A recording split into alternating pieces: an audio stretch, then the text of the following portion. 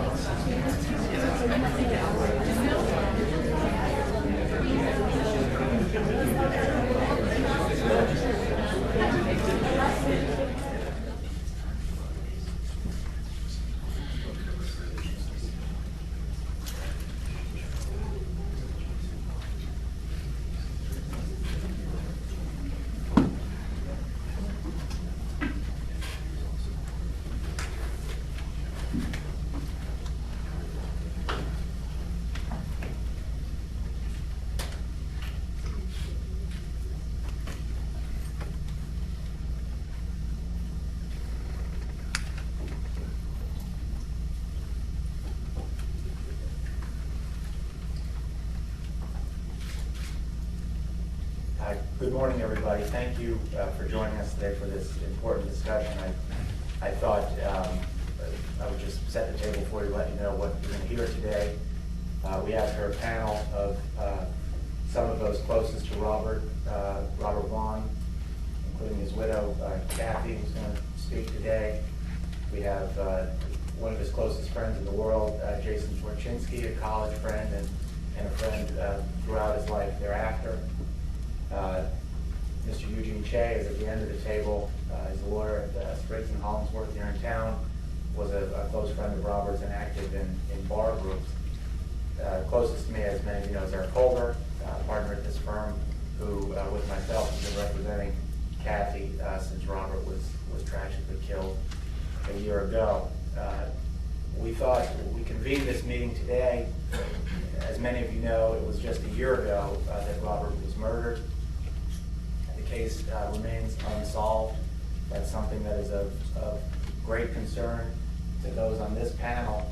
But this panel is just a small cross-section of the community that's concerned about this case. Robert was someone with, it's one of the things I've learned in this case, with a great many friends throughout the country, professional and personal, and these folks are really just a sample of that group. So what we'd like to do is have them make some brief statements and then open it up to questions from the media and anyone else who's here. Thank you. And first you're going to hear from Kathy.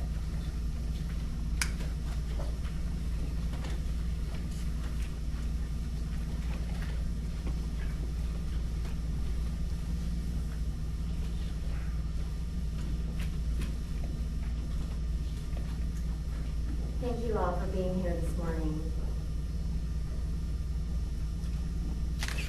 we approached the 1-year mark of Robert's death last week, several people asked how I was doing.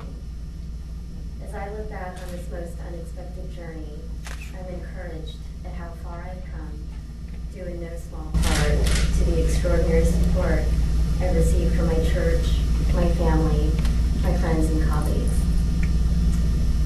Slowly but surely, life has been coming back. I'm laughing again, and I'm enjoying the company of friends. I can listen to music, and this time I actually hear the notes. I'm starting to hope again. So I think overall, I've done okay for having come through the darkest year of my life. Last year, Washington, D.C. lost one of its best. To everyone who was even remotely touched by Robert's friendship, he was an individual of exceptional integrity, compassion, intelligence, and wit. His generosity and his hope for mankind had no limit.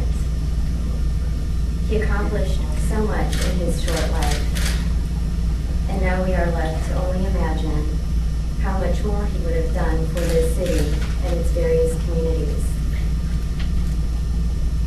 I speak for hundreds when I ask that the police, the FBI, and the U.S. Attorney's Office not let this case languish.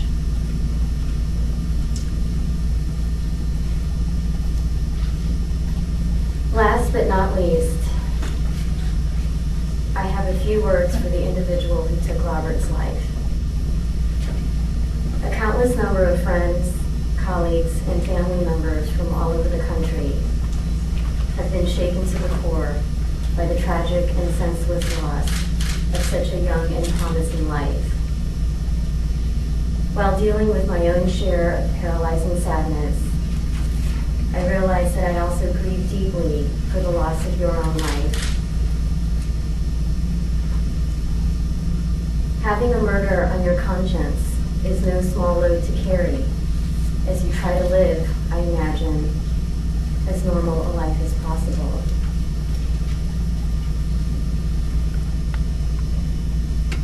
Confessing will be the hardest thing that you'll ever do in your life. Our laws will impose severe consequences,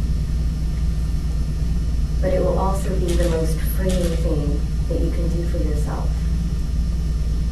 A secret like the one you are hiding from the world will only grow heavier with time.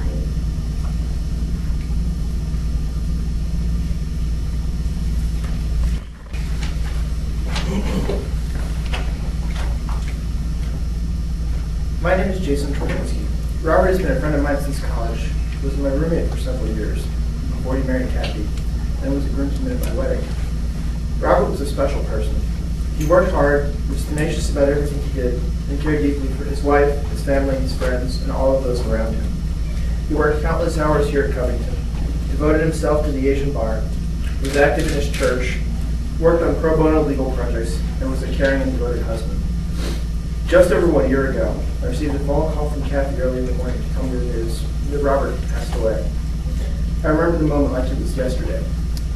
When someone like Robert dies so young, you expect it to be the result of some sudden or previously unknown illness or an accident. I was in complete shock when I learned that Robert had been killed by someone, and I am still in shock today. Every time I think about the fact that whoever did this is still out there, I'm struck by a horrible mixed wave of sadness and anger. Sadness that Robert is gone.